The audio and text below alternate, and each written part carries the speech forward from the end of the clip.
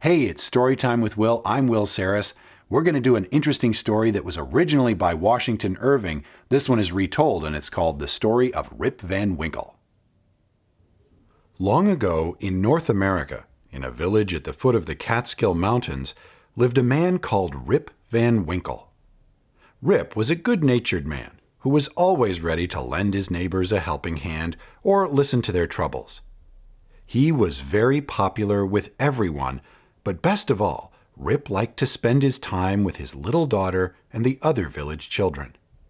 He taught them to fly kites, carved them boats to sail, and told them long stories of ghosts, witches, and Indians. Unfortunately, Rip's wife did not share other people's good opinion of her husband. She had a terrible temper and nagged poor Rip from morning till night. "You are always willing to help other people," she complained, "but you will never do a stroke of work at home.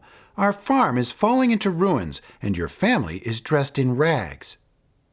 To escape from his wife's temper, Rip would often take his gun and go hunting in the Catskill Mountains.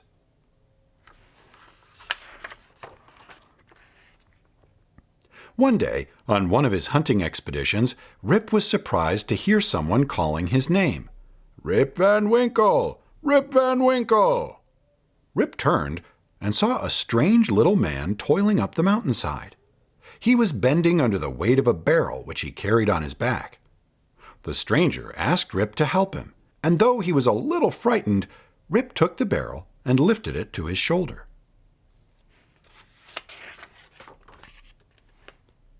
The stranger showed the way, and Rip went on ahead, clambering up a narrow gully. As he climbed, he heard a sound like distant thunder. It made him feel rather uneasy. Presently, they arrived at a level clearing. There, to Rip's astonishment, he saw a number of other strangely dressed little men. They were playing a game which looked like bowls, and it was the noise of the balls rolling which Rip had mistaken for thunder.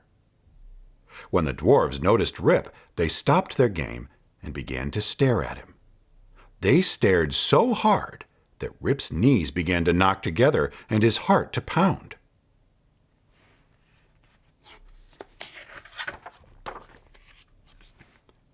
The little men took the barrel from Rip and filled their flagons from it, after which they returned to their game. Eventually, Rip's fear left him, and as no one was taking any notice of him and he was feeling thirsty, he decided to try the drink himself. He filled a large bottle and took a drink from it. The flavor was excellent, but the more he drank, the more thirsty he became. After a while, the dwarves did stop their game, and the one who appeared to be their commander came over to watch Rip, who, by this time, was feeling very drowsy. At last, Rip's senses were overpowered. The faces of the little men swam before his eyes, his head began to nod, and he fell into a deep, deep sleep.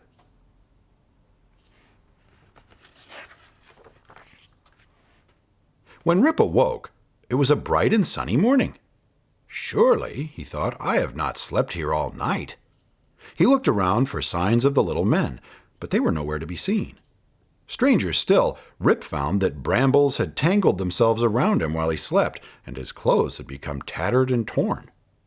Slowly, Rip struggled to his feet. His back was aching, and his legs were stiff. With great difficulty, he began to make his way down the mountain. To his astonishment, everything seemed different. The paths had become overgrown, and mountain streams now bubbled and flowed where there had not even been a trickle of water before.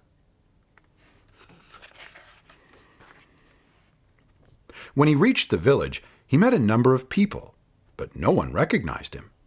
This surprised him because he thought he knew everyone who lived in his village. These people were dressed in a new fashion, and they stared at Rip and whispered about him as he passed. The dogs chased after Rip, barking at him as if he were a stranger. It was not easy for Rip to find his way home. The streets were all different, and new buildings had sprung up everywhere. "Can it be," he thought, "that all these changes have happened overnight?" At last, Rip stood in front of his own house, but he could hardly believe his eyes. It was in ruins, and looked as if it had not been lived in for years.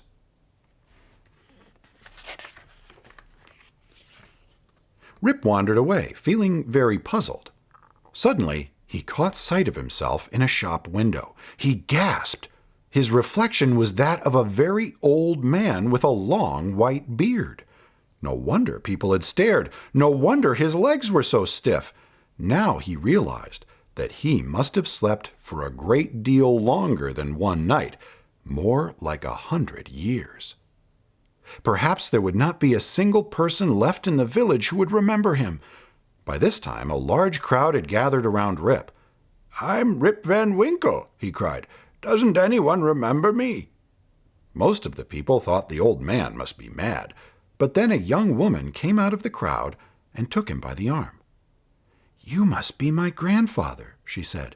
"I was told the story by my mother of how you disappeared in the mountains." Rip's granddaughter told him of how his wife had died and his daughter had moved away, but she invited him to live with her and her family.